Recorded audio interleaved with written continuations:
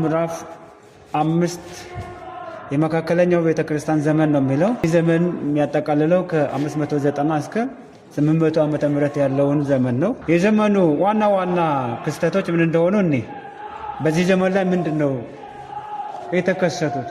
አንደኛው ወንጌል ወደ ሰሜንና ምዕራብ አውሮፓ ተስፋፋ። ወንጌል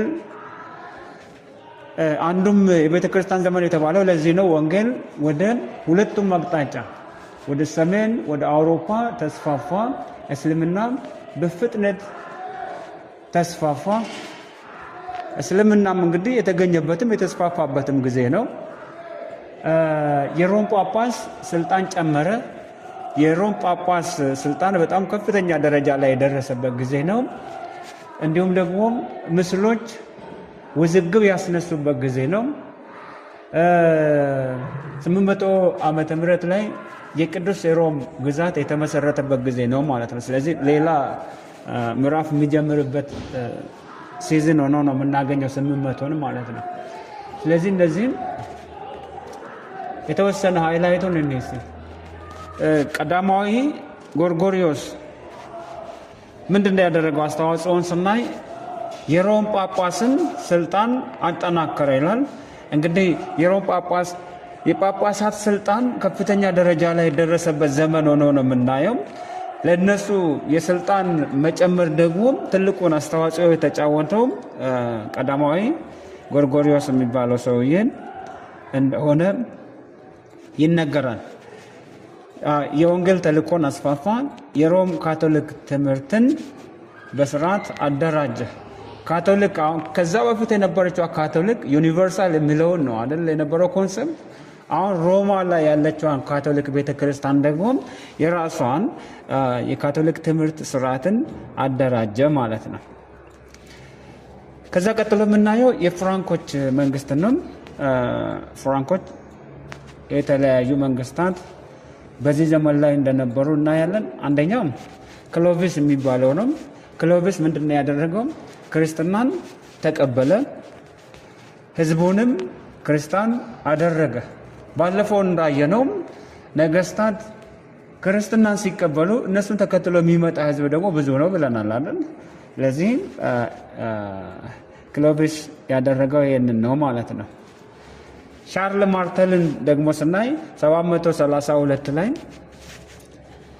በቱርስ ጦርነት ሙስሊሞችን አሸነፈ። ከሙስሊሞች ጋር ጦርነት የገጠመ ሰው ነው፣ አሸነፋቸው ይለናል።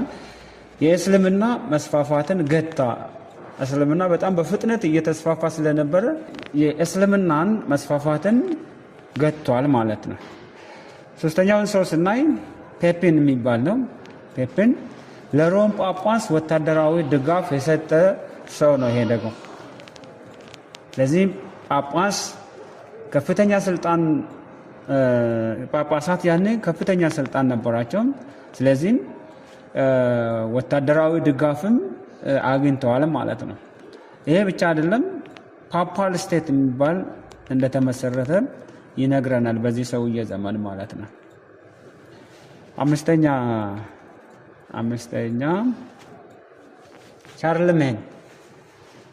ሻርልሜን ምንድነው አስፈላጊነቱ? 800 ዓመተ ምህረት ይሄ ትራንዚሽን ፔሪየድ ነው። ከዚህ ቀጥሎ ከ800 ዓመት በኋላ ያለው ሌላ ዘመን ነው። ስለዚህ በዚህ በ800 ዓመተ ምህረት ላይ ንጉሠ ነገሥት ተባለ። ሻርልሜን የሚባለው ማለት ነው። ቤተክርስቲያንና መንግስት ተቀላቀሉ። ስለዚህ አሁን ከዚህም በፊት አይተናል አይደል?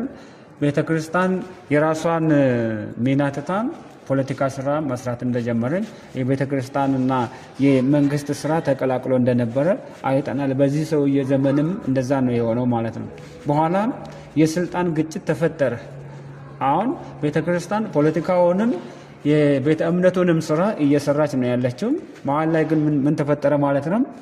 የስልጣን ግጭት ተፈጠረ ማለት ነው። እስልምና እንዴት ነው የተነሳው? እስልምና የተጀመረው መሐመድ በሚባለው ሰውዬ ነው አይደል? ስለዚህም የእስልምና መስራች መሐመድ ነው ማለት ነው። 630 ዓመተ ምህረት መካን ተቆጣጠረ መሐመድ። መካን በመቆጣጠሩ የመጡ ውጤቶች ምንድን ናቸው?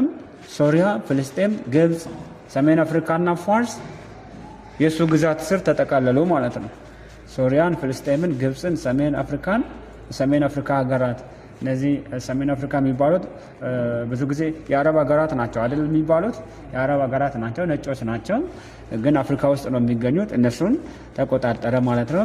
የሰሜን አፍሪካ ቤተክርስቲያን ደከመች። ለምን? ሰሜን አፍሪካ ላይ ያሉ ሀገራት እስልምናን ከተቀበሉ እዛ አካባቢ የሚገኘው ቤተክርስቲያን እየደከመ እንደሚሄድ የሚታወቅ ነው የሚሆነው ማለት ነው። ስለዚህ የቤተክርስቲያን ተልእኮ በጣም ተቀዛቀዘ ማለት ነው። ቤተክርስቲያን በእስልምና ዶሚኔትድ ሆና ተልእኮዋን በሚገባ መስራት ያልቻለችበት ጊዜ ሆነ ማለት ነው። ስለዚህ የወንጌል ተልእኮን ስናይ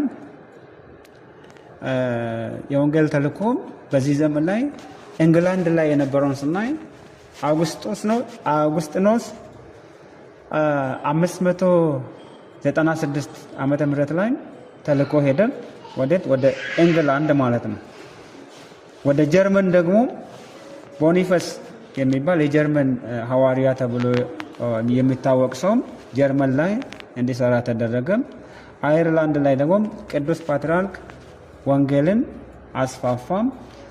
ስኮትላንድን ስናይ ቦሉምባ የሚባል ወንጌላዊን ወንጌልን እንደሰራ ይናገራል። ስለዚህ ምንም እንኳን ዘመኑ እስልምና ተነስቶም የወንጌል ተልእኮን ያዳከመ ቢሆንም ወንጌል ይሰራ እንደነበረ እዚህ ጋር እናያለን ማለት ነው። ወደ ኢንግላንድ፣ ወደ ጀርመን፣ ወደ አየርላንድ፣ ወደ ስኮትላንድ ወንጌላውያን እየሄዱ ሚሽነሪዎች እየሄዱ ይሰሩ እንደነበረ እንረዳለን ማለት ነው።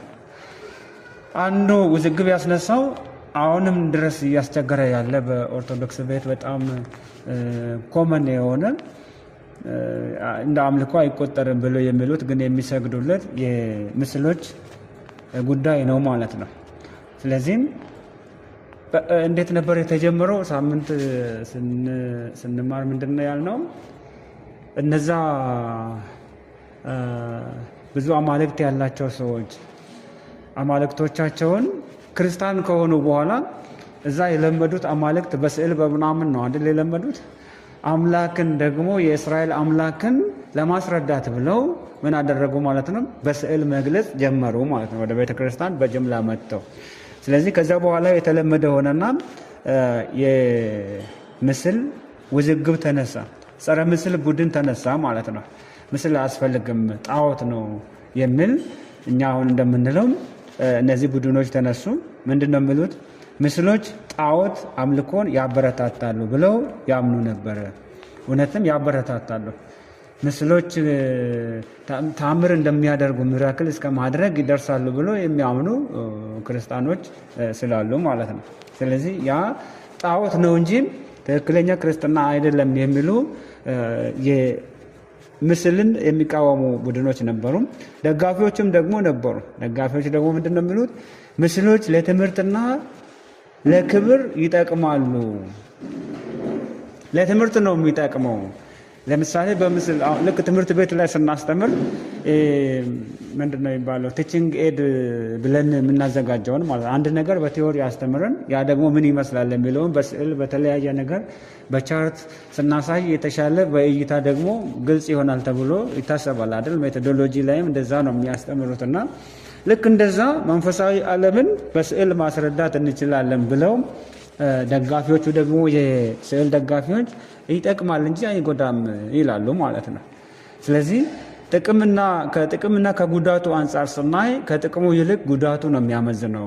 ይሄ ወደ ጣዖት አምልኮ የሚያመራ ነው ይላሉ የሚቃወሙት። የሚደግፉት ደግሞ ምንም ችግር የለውም ይላሉ ማለት ነው። 787 ዓመተ ምህረት የኒቅያ ጉባኤ ነበረ። በዚህ ውዝግብ ምክንያት ማለት ነው ምስሎችን ለአክብሮት መጠቀም ተፈቀደ ማለት ነው። ምንድነው?